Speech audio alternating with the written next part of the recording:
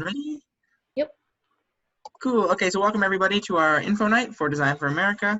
We are a club of people from all across campus that come together and try to find unique solutions, ideas, anything towards problems both in our community locally and nationally.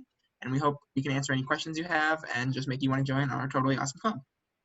So going on to our agenda, we're going to go over why human-centered design, like why we've, why we think it's the best framework to use when designing solutions, who we are, what our club does, and then next steps you're going to need just to apply and join. If you have any questions. Yeah, so we'll do a Q&A at the end of this. So if you have a question and don't feel comfortable talking in the Zoom chat or anything, you can direct message them to Jane, that's us. Yeah. And we'll go over them later. So if you don't want to talk, you don't have to. But yeah, so we'll go ahead and move on. So why should you do human-centered design? I think the best way to think about it is, why wouldn't you design with empathy? That's really what we're doing, is we're trying to make solutions that actually work for the people that are using them. And generally, if you're working to solve a problem for a specific group of people, it ends up helping a lot more people than just that. So things like this, where there's user experience versus design, a lot more people obviously want to use that path than what was actually designed. And so human-centered design is kind of bridging that gap and seeing what people actually need and then translating it into something that's designed. And also, it's not always design. If anything, you can think of human-centered design as a form of critical thinking. We'll get into it in a second, but we're not graphic design. A lot of us are in design, but a lot of us are also in engineering or LAS. It's just a way to think about a problem rather than actually creating something. Our name is super misleading. So, yeah. Yeah, Bree covered it, but a disclaimer that we've started to throw out there is that DFA is not a graphic design club, contrary to public opinion. Instead, we like to call ourselves ethical designers that work to design, ideate, prototype, implement better products, systems, and services.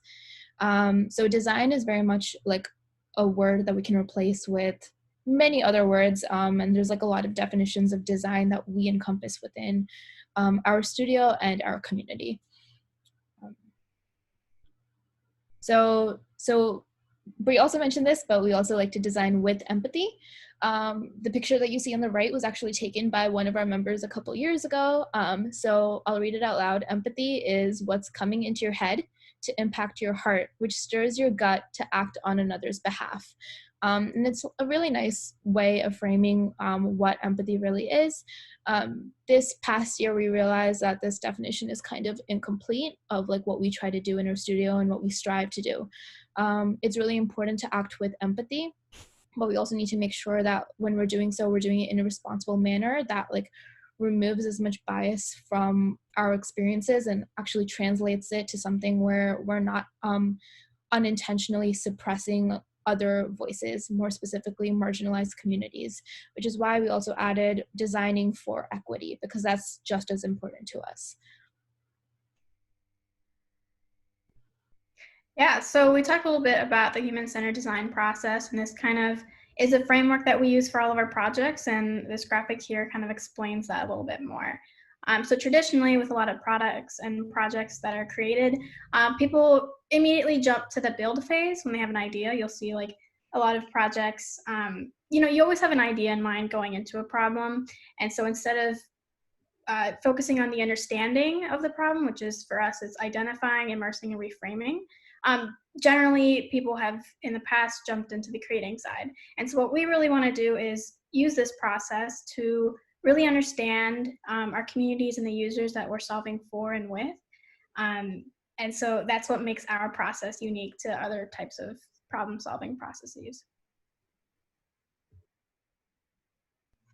So yeah, who is DFA at Illinois? So we are a student-led nonprofit here on campus. We focus on design thinking and human-centered design. You do not need to know any of these words at this point. We will teach you everything that you need to know. Our studio, you can go to the next slide. as you can see, we're a bunch of goofballs. We love, applying these skills, but also having a lot of fun. We come from all different majors and backgrounds and schools. I'm a design major. We have some CS majors, like Bree said, you can come from basically anywhere because these skills end up applying to every major. But yeah, that's it. So yeah, I can go, I guess. So this is your exec board. We have one person missing right now, but my name's Jane. We'll all introduce ourselves. I am a senior in graphic design and information sciences, and I'm your VP of marketing. So all the social media and, things of the internet are my job. Jane's in charge of the internet. Yes, of course. Actually, Ajay is in charge of the internet. Yeah. I'm Brianna. I'm Jane's roommate, but more importantly, I'm vice president of membership. That means basically it's a fancy way to say I'm social chair. I like to make sure everyone's having fun. I'll plan events this semester virtually somehow. And then I try to make sure people are happy and getting along. And I'm also a senior. This is my 4th year in DFA, and I'm in architecture with a minor in urban planning. Hey everyone, I'm Ali.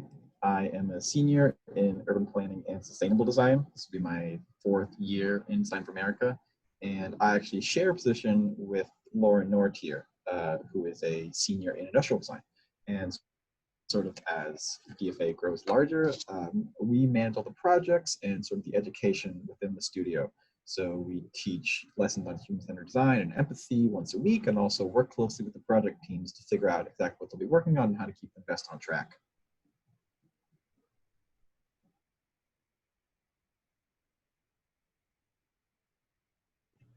I can go. Oh, hi. I'm Raji. I'm a junior in CS and anthropology. This is my 3rd year of DFA, and I am the VP of professional outreach. So that means working with community partners, facilitating developmental events and things like that. Yeah, I can go. My name's Aaron. I'm in the bottom left holding those apples from our trip to the orchard on a DFA social event. That was super fun. So things to look forward to. I'm a sophomore studying computer science, and I am the vice president of operations. So I handle a lot of the behind the scenes administrative stuff like nonprofit documents and finances. Hello, my name is Ajaytha. I am a senior studying CS and stats, and I am this year's president. So I make sure that everything with exec is running smoothly, and then make sure that all of our members and our projects are going okay. So just working on the logistics of the actual RSO and yeah, making sure that everyone's happy.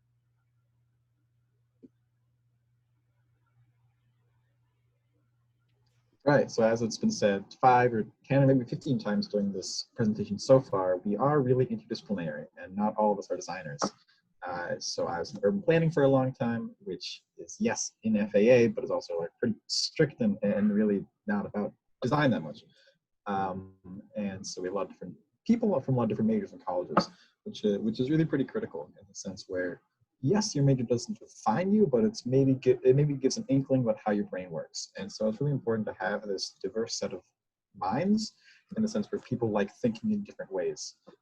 Yes, that's incredible. Yeah, so, I could easily be a biology major. It's something I love, but I feel like after all of that curriculum, I think about the world and problems and the people around me in a different way. And so it's great to be able to be around different people.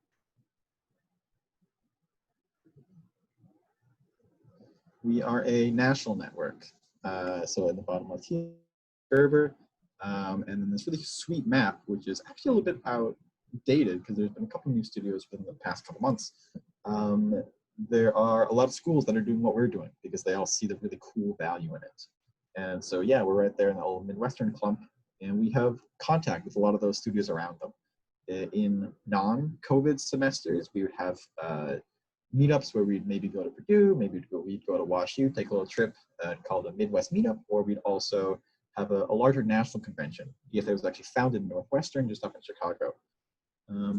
It's important to know that we're a nationals network because they give us a lot of support and funding. So along with this woman, Dr. Liz Gerber, there's also two people, and Glory, who support us from afar by giving us different education and keeping us on track to then keep you on track.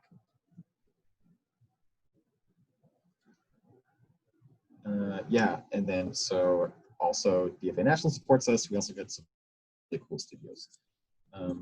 So they all give us very different things. Most of them are Post-it notes and markers to help us, sort of solve our problems visually. But also they come and they'll give really interesting presentations because they're all really incredible at doing this thing that we're all trying to do. Yes, make the world a better place, but also make the world a better place through human-centered design. And so the IDEO we have great connections to. If you are familiar with the C design that new building on the south, the director there, a woman named Rachel Switsky, had a position at IDEO, and she gets a lot of great mentorship along with many of the other faculty at the Siebel Center for Design.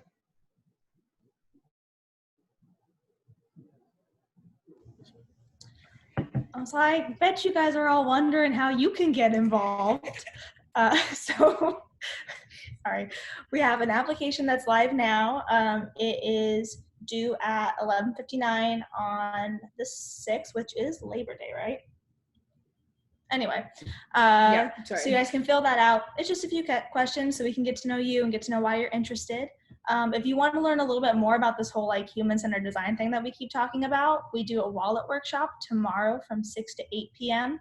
And that's going to be us kind of going through it and doing a little mini version of what we'll do for the whole semester.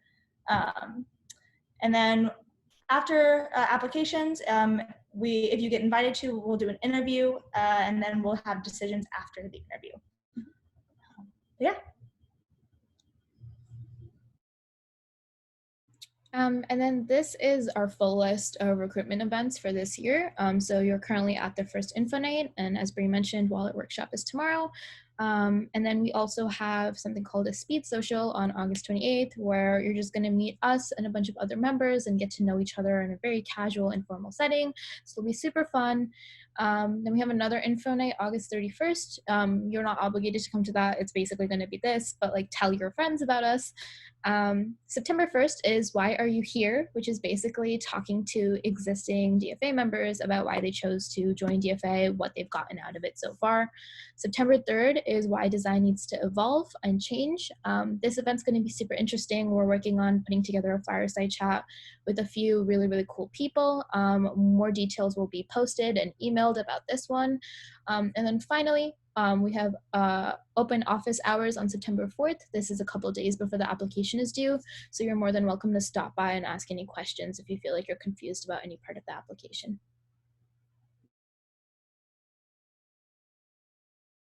And then finally, we're going to move into some of the projects that we'll be working on this fall that you'll be involved in as a member. Cool. So basically the structure of DFA, if it wasn't super clear, is basically our members, when they join, they get assigned and work on a project for either the semester or the year. And through this project, they also learn the human-centered design process. So we have approximately 5 projects that are planned out. Ali and I will kind of go through them. I can start. So the first project that will be, some of our members will be working on include the breastfeeding application, which is basically creating an application for breastfeeding mothers with culturally relevant and culturally sensitive information. Right now, there is no app that exists like this, and we're working with the state of Illinois and the Illinois Public Health Institute to work on this application. They currently have a grant by the CDC to do this, so we will be assisting them with all of their needs. Ali, I think, dropped off the call by mistake, so I'm going to keep going. Our next project is Changemakers with the YMCA. So this is actually a nationally sponsored project. Ali was talking before about how we are a national network. So this is a project that we work in tandem with DFA Nationals, and basically we'll be working with the YMCA to activate and encourage social activism in our community. The project after that is Racism Untaught in RSOs. So we'll be working with Professor Lisa Mercer on a toolkit that she co-created called Racism Untaught. And we'll actually be focusing on how do we unteach racism and commit to anti-racist practices within student organizations on campus. There's going to be a lot of really interesting, important work that comes out of this, and we'll be working with other RSOs in order to implement this. After that, we have future of work with Steelcase. Steelcase is a furniture company that very much prides themselves on activism within their workspace and enabling change makers to innovate. So they're trying to like apply that same practice to other companies, and we'll be working with them along with DFA Nationals on encouraging and fostering this community in other workspaces. And then finally, we have Map the System /Social Hack. This one's a bit of a doozy, but basically Map the System is a systems thinking competition that originated at the University of Oxford. And actually a team from DFA participated in this and ended up winning. I was actually on that team, and another one of our members is also here. So we're happy to talk about that too. So you'll be focusing on systems-led education, which will actually be integrated with an annual conference that DFA runs called Social Hack, which teaches human-centered design to our community members. If that was a little bit confusing, I'm happy to like go into more detail about this one specifically, but this is kind of like a hybrid project that very much is research heavy and also has a theme of racial justice. But yeah, if you have any questions about any of these projects, feel free to ask questions in the Q&A about this or email us about this. We're happy to answer more questions and send more information. Cool. With that, we're actually going to move directly into our Q&A. So we can either take questions from Jane that she got, or if anyone just wants to like unmute themselves and ask a question, you're more than welcome to. The rest of the time is really just like space for you to ask any questions you may have. But if you don't and you feel like you kind of got everything out of this info session, feel free to like leave early. Totally up to you. Cool. I'm gonna take the first question. So how rigorous is the application process? We try to be as accepting as possible. Really, our only constraint is the amount of spots that we have for our projects. Our application process is literally just filling out like the application that you see on the website, and then we have a casual interview where we just really get to know you as a person. We don't expect or we don't ask any like very difficult questions. We just want to learn more about you. So our advice for you is just to bring your authentic self to both the application and the interview. But yeah. Yeah, I got 2 questions privately. Someone said that they won't be able to come to the wallet workshop tomorrow, and will it be recorded? It will be recorded, and if anything, I feel like we're going to be able to do another workshop publicly if in the case that like you don't get in, or just like you decide not to apply and you just want to, you know, see what design thinking is again. Like we will probably host an event similar to this. Another one was, what is the commitment like for the club? Do you want to? Yeah.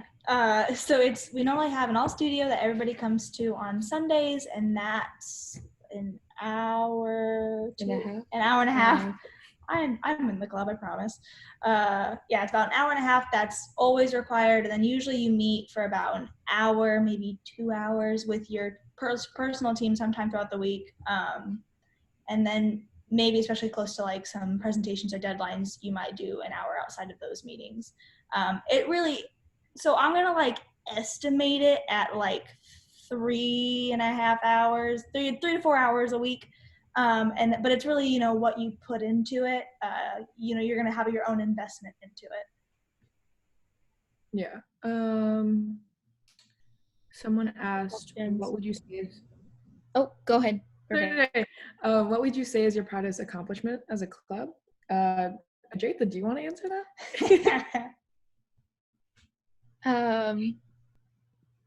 So many, I don't know. I actually was not Ali, do you have an answer? You can go. Thinking like, so we obviously, so a lot of my job is looking around the community and trying to find problem spaces where we can really help. But I think a really big accomplishment is people reaching out to community and our work, say, hey, I really enjoy what you're doing and the way that you're doing it. Can you help us? See our services. No, we're not like a design consultancy or anything. Like, part of our job is also education.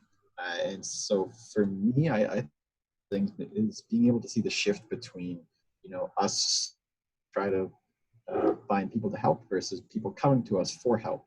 And not that we're any sort of design here versus that they see conduit through which they can help themselves. Yeah, definitely.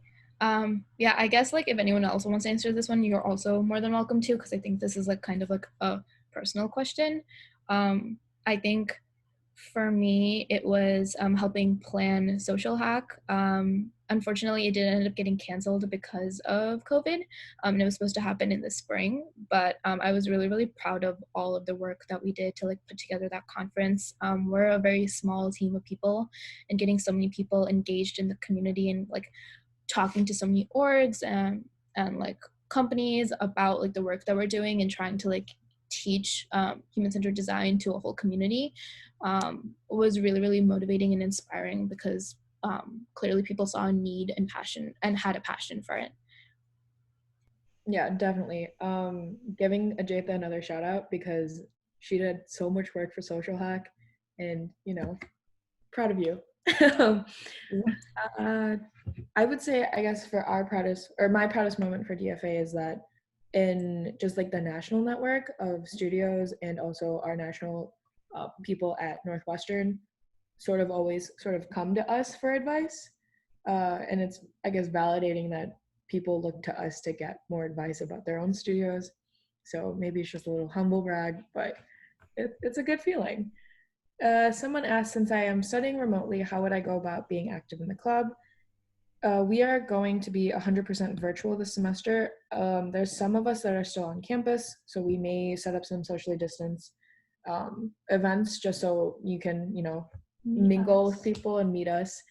But we won't hold it against people that can't come to those. 100%. And we're still kind of thinking waiting to see if that's going to be a safe idea for us to do.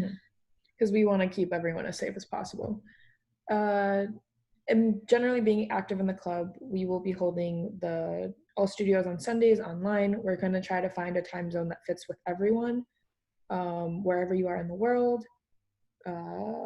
And then I think for your own team projects, you will be scheduling those with each other. So that should be relatively okay. And if not, you can always just come to Exec and with any issues or problems. What do you generally look for in new members? Someone want to take it? Talked a lot, so someone else wants to. Yeah.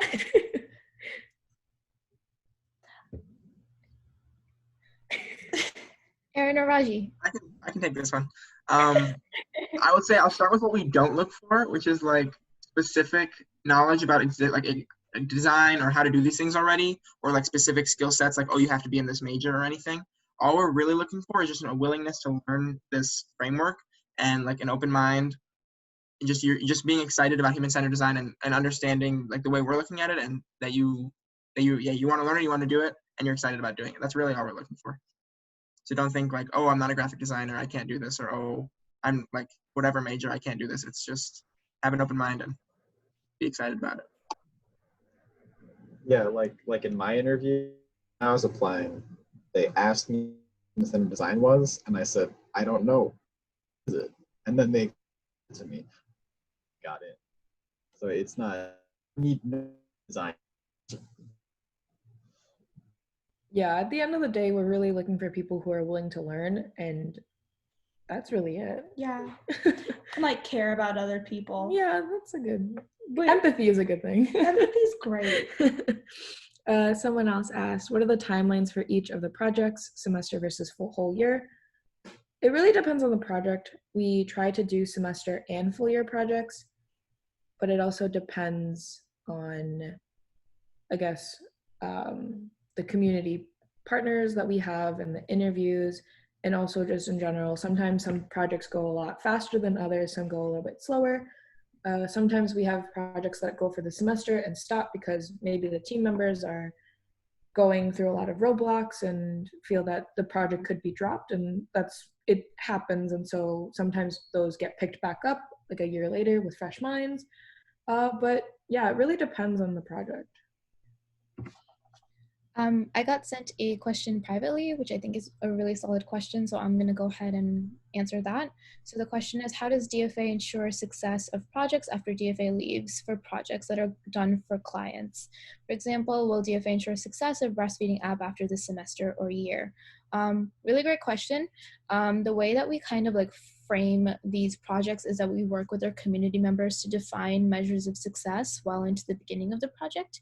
And we kind of set agreements and standards for what's going to happen when we hand off the project. So, for example, the breastfeeding application is a 1-year-long project, and we're specifically working with IPHI to determine what exactly they're looking for and how can we make this handoff as seamless as possible. Typically what happens is that when we're done with the project, we like completely hand it off and it's no longer like a DFA project. And the goal is to build something that's sustainable and usable for them, so that way they can continue to iterate on it in the future. The main thing that we really try to do is set up a framework and system for them that's really, really robust. So that way, even if they have to change like small details or like semantically something that they're doing, the core idea itself is still pretty solid and based off of the research and interviews that we collected. Yes, we are an idea incubator. That's really, really what we focus on. For us, the priority is like, again, the framework and system that we're building, and not necessarily the actual implementation itself. Yeah. Hopefully that answered your question. But if anyone has any follow-up questions about that, feel free again to like ask follow-up questions about that. The next question is, are people assigned to projects based on skill or interest, or is it placement random?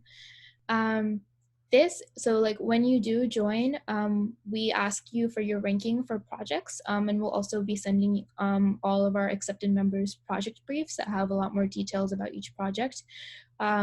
So you rank your choices, and we try to give you like your first or second choice.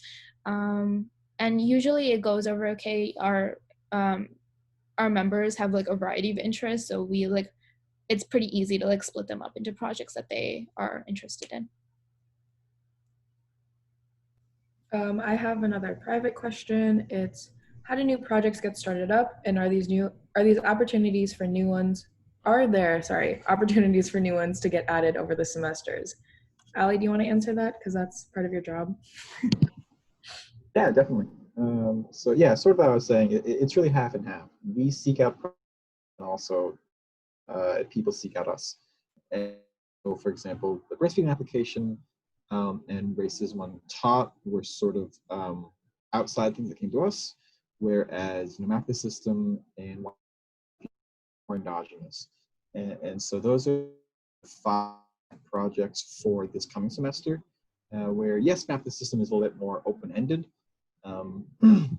But if you have a burning idea, just mean you come talk to me and or Lauren. You're like, hey, I found this really fantastic problem space. Here's this community partner who's really willing to engage. And this would be really great for a group of college students to work on. So, and then we'll do a lot of prep work to get that going for the spring. The us work. So we came to us with ideas, but those will be for the next semester. Just to add on to that, we do like encourage our members to like let us know if that there are projects that they are really interested in, and we're happy to help them scope that project out. Because our turnover for projects are on a semester and year-long basis, like there is very much room for you to be able to do that closer towards the end of the semester or the end of the year. But yeah, yeah. Another private question, how big is each team? I think roughly 5 to 6, I want to say. Yes. Yeah, roughly 5 to 6. It also depends on how many members we're able to take each semester. but we try to keep them a bit smaller just so it's easier for meeting times, and yeah, it's more people get to, or less people, there's more, I guess, work that they can do, I guess. That's sort of bad way to explain it. It's also easier to meet with your team when there's less people, less Yeah. schedules to coordinate around, and easier to share ideas and get to know your team a little bit better. We like to encourage a very strong team bond. I think getting to know your team helps you create better solutions because you're more open with each other. Mm-hmm. That's also just my philosophy with my position and stuff. So someone asked, what made you join DFA? What really stood out to you? To be honest, I joined because I was interested in design, because I wanted to be more involved with graphic design, and then coming in, it wasn't that. So another indication. But I stayed because of the concepts of design thinking really also applied to my major, but also I was able to work in projects that weren't based in just design. I was working with like food insecurity and worked on a project with a middle school around campus. And yeah, what about, I don't know. I swear this was fate, y'all. Cause I went to quad day and like nothing, DFA like stood out to me. And yeah, I joined because I was just kind of interested in design in general. And I wanted to learn, I just really wanted to help people, but I didn't really know how as a freshman. I didn't know where I was going. And I think DFA has really helped me kind of find a purpose and what I want to do with my future. I've made a lot of connections between it and architecture, and it's kind of given me like a pathway for where I want to go. So what about the rest of you guys? What about Sonia? Well, don't put our non-exec members on the spot, but Sonia, if you would like to know. I mean, I can answer. I joined DFA because I was part of other clubs on campus, mostly engineering clubs, where it was very much of like, I have an idea and this is the solution right away. But DFA took in empathy. They talked to other people. We were really designing for people, which was very different, and I thought that was really cool. Also, you guys didn't get to see Quad Day, but I saw Allie with a big sign, and I was like, oh, this looks like a pretty cool club to join as well. So yeah. Yeah, as someone who's also like, I'm a CS major, and for people who are in engineering or who are about to experience engineering, you're going to see a lot of people that are going to build a lot of irresponsible stuff. And when you ask them about it, they're not going to necessarily have a reason why they're building like the app that they're building, nor have they talked to anyone about the app or like user base or demographic that they're focused on. So I think that this club is very unique in that it helped me like be even more critical of tech. And as someone who is pursuing technology fields, I use my experience that I get from DFA and like provide like a new lens to all of the projects that I work on externally that are more focused on tech. And I think that that's given me like a really unique background and also a really strong experience as like a software engineer. I know Raji also has an experience with this as someone who's also in tech. If you would like to talk about that before we move on to the next question.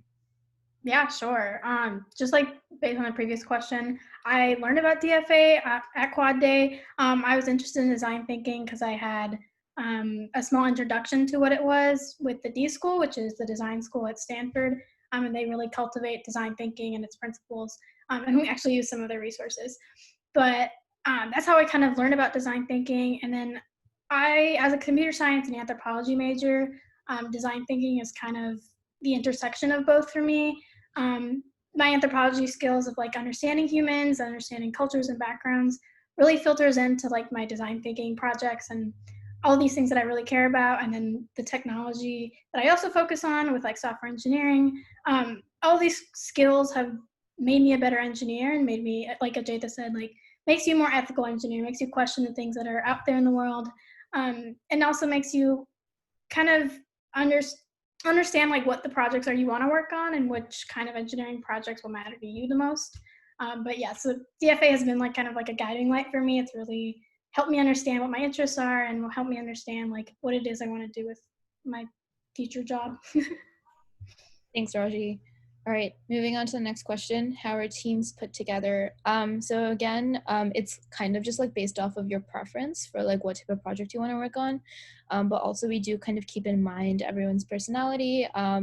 We have a really, really good sense of who our existing members are. We're very, very close. In a normal academic year, we constantly hang out with each other, and we're all kind of crazy in our own way. But when you do join, your interview is very much focused on your personality, and just trying to like learn more about you. So ideally, we're asking you enough questions and the right questions to get to know kind of who you are. And based on that, we kind of like just do a gut check based on like what we're thinking about, like who would work well with like this group, or like what structure does this person prefer. We might formalize this process a little bit and kind of just like ask everyone to fill out like a survey type of thing based on like what type of team member are you, but priority very much goes to like your preference and project. Those are all the questions that I have, and I think in the chat. If you have any last minute questions, please feel free to send them right now. If not, please email us at uiuc@designforamerica.com, which I will be putting in the chat. Oh, there's one more. I've learned about Enactus at Quad Day as well. Enactus seems to apply business lens to projects, whereas DFA views projects from a design lens. How else can we learn about human-centered design? You can take classes.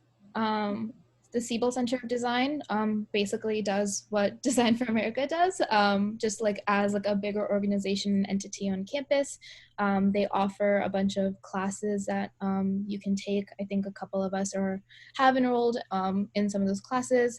Some of us can also talk about it if they want to, but have actually been interns for the Siebel Center of Design and that's also been a really cool experience for them if they would like to share on that. But I think those are two really solid ways to get started with HCD. I'm pretty sure that Siebel Center also has a class called Intro to Design Thinking. It's something like that, which will literally be like a whole like course on like the basics of this.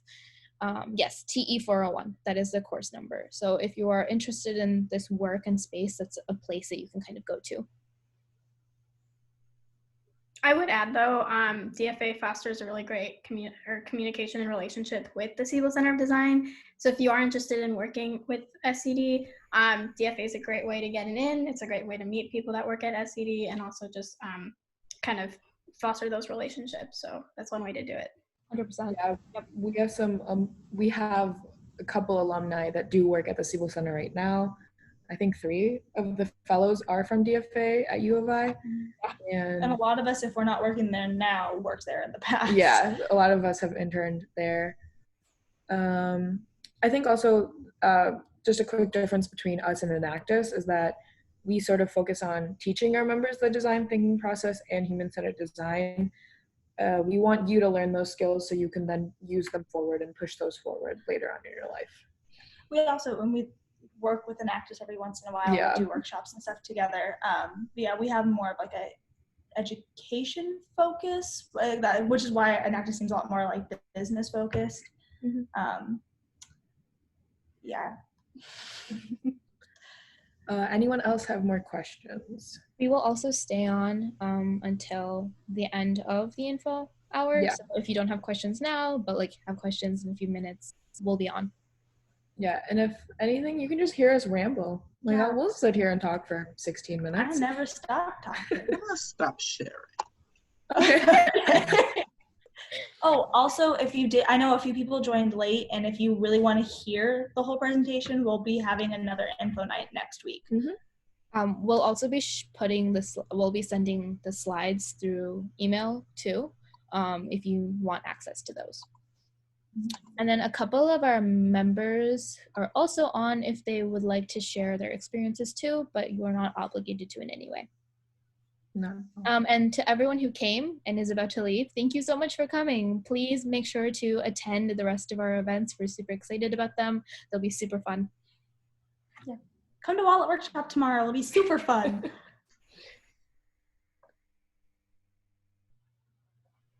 Oh my gosh, thank you guys.